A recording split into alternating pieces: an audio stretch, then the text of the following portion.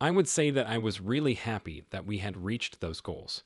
I estimated that we might have a 20 to 25% probability of hitting both milestones, in which the ship and the rocket both made a gentle, propelling touchdown in the ocean.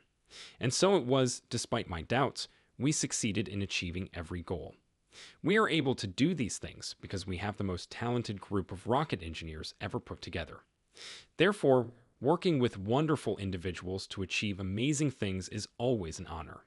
Tesla and SpaceX's most recent astounding accomplishments with the Starship rocket are the main topics of Elon Musk's recent media attention. Here's the thing, they were able to soft land the ship and the booster back into the ocean. And you know what? The odds were stacked against them. To illustrate how difficult this task was, Elon himself was placing bets on only a 20 to 25% probability of winning. This is where it gets really cool, though, because the creative minds at SpaceX and Tesla really nailed it, even if the odds were stacked against them.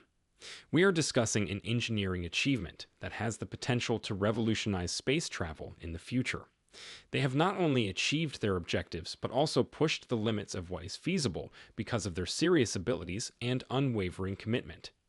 The sky is no longer the limit with the correct team and enough perseverance, as demonstrated by this successful landing, which is more than just a victory. It's space. These landmarks are significant because they go beyond simply achieving a landing. They are about creating history, creating new opportunities for human spaceflight, and perhaps just possibly preparing the way for a time when Mars will be more than just a dot in the night sky, but a destination that we can visit. The success of the Starship rocket by the SpaceX team serves as a daring reminder that taking significant risks can result in even greater rewards. This, in my opinion, may support the idea that civilization is ephemeral and brittle, being a multi-planet species, extending consciousness to other worlds, and, eventually, to other star systems, is therefore what we can do to expand the likely longevity of civilization. Additionally, this would significantly increase the likelihood that humans and awareness as we know it will live. Therefore, SpaceX is working hard to overcome the single planet constraint. Now, what's so interesting about this whole Mars City thing? Elon Musk isn't just launching rockets into space because it's a fun weekend pastime. Instead, he's dreaming about expanding human civilization to other planets, which sounds like something from a science fiction film. Yes, you heard correctly. It's going to become interstellar, so buckle up. Think about it. Compared to the ancient rock we live on Earth, people have only been on the planet for roughly 5,000 years. Musk's reasoning is to spread out a little. Furthermore, he is not merely referring to a small human vacation cottage. On Mars, he intends to construct an entire metropolis. Imagine a busy downtown, coffee shops on Mars, and possibly even a gym that doesn't need gravity, all of which would be sitting neatly on red dust. SpaceX wants to make life multiplanetary, and will try to make money from any space-based endeavors along the road, including supplying, constructing an internet system in space.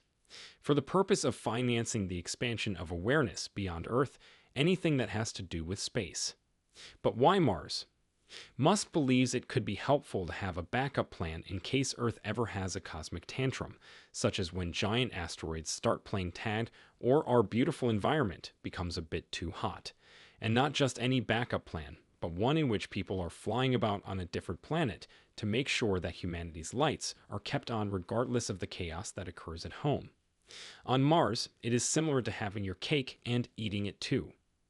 This is about opening the doors to the universe and saying, hey, universe, we're here to stay, rather than merely avoiding catastrophes.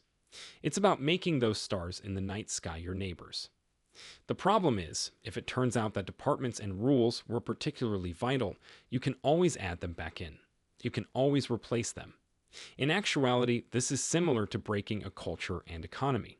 We must break the bonds that are limiting GDP and impeding our ability to advance as a society. Elon Musk, meantime, is appending the status quo by challenging the way government agencies manage laws, which is igniting debates that may have a significant effect on how businesses like Tesla function. Let's examine what he has to say. Elon Musk is currently contesting the complex regulatory environment. No, sir, he's not merely nodding in agreement with whatever rulebook is handed to him.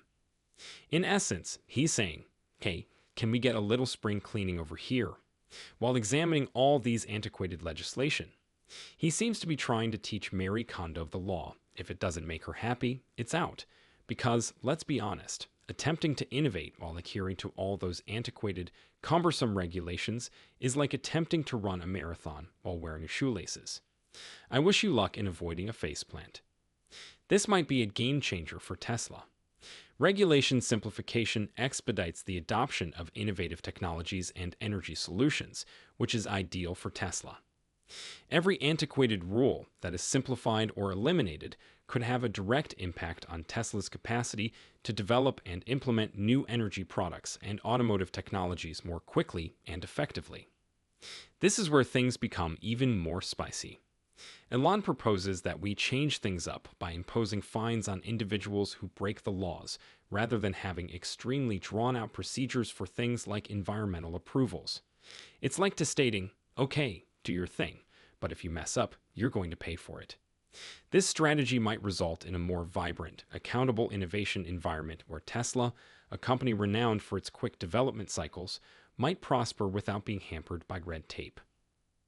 Elon's goal is to clear the bureaucratic clutter and create space for advancement. Who knows? We might be able to see the floor, or, the future, if we can get rid of enough outdated regulations. This future appears to be bright, efficient, and far more inventive for Tesla. I prefer to approach things from a first principles perspective, using the instruments of physics. After repeatedly repeating the same error, I came up with a type of simple algorithm that I need to repeat to myself in the hopes that I will make it less frequently. It states that you should start by making the criteria less basic. As a result, the requirements are eliminated, that is, they are simplified. Because in the best case scenario, you will end up with the correct answer to the incorrect question if you don't remove and simplify the prerequisites. Additionally, Argentine President Milei supports this audacious strategy by stating, hey, maybe it's time to trim down the government itself.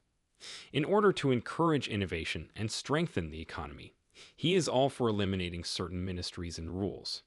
They seem to agree that sometimes you have to get go of the old in order to make place for the new in order to move forward. However, people frequently fear deleting things. Well, just go ahead and do it, I say. And it's clear that you're not removing enough if you're not adding a little bit back in. I would thus strongly advise against over-deleting rules and regulations, and it's okay if you do wind up adding some back. As you can see, there is a strong emphasis on avoiding overcomplication. Making requirements smarter is the first step in order to avoid receiving the correct answers to the wrong queries, such as ensuring that we are not merely following procedures without actually advancing. And here's a clever tip. Don't be afraid to undo things if you're going to remove some steps from a process. However, there is a rule to follow if you discover that you have taken too much away. If necessary, return at least 10%. The key is to identify the sweet spot when everything functions flawlessly and there is no extraneous fluff. In my opinion, the government's primary responsibility is to make sure that the rules are sound and that the playing field is fair. Tell me if you require any other adjustments.